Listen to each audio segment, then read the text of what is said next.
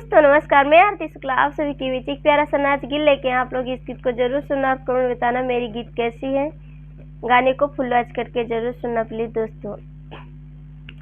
जीव कई जंजाल ससुरारी हो, हम ससुरे न जाबई।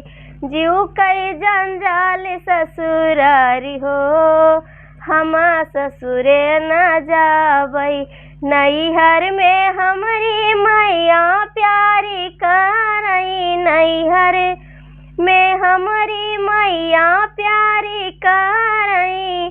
ससुरे में सास काली नाग हो, हम ससुरे न जाबई।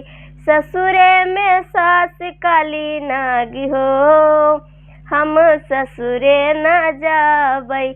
जीव कई जंजाल ससुरारी हो, हम ससुरे न जाबई। जीव कई जंजाल ससुरारी हो, हम ससुरे न जाबई। नैहर में हमारी भाभी प्यारी करती, नैहर में हमारी भाभी प्यारी करती। ससुरे मजा रही जेठानी हो, हम ससुरे न जाबई। ससुरे मजा रही जेठानी हो, हम ससुरे न जाबई। जीव कई जंजाल ससुरारी हो, हम ससुरे न जाबई। जीव कई जंजाल ससुरारी हो, हम ससुरे न जाबई। नैहर में हमारी बहन प्यारी करती, नैहर में हमारी बहन प्यारी करती। ससुरे में जरई ननद हमारी हो, हम ससुरे न जाबई।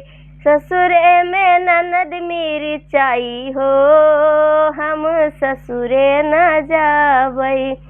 जीव कई जंजाल ससुरारी हो, हम ससुरे न जाबई।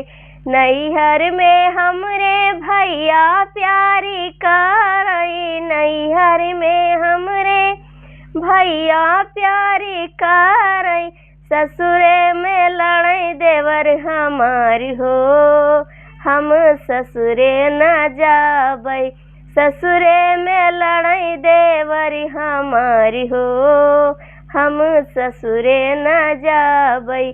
जीव कई जंजाल ससुरारी हो, अम्मा ससुरे न जाबई।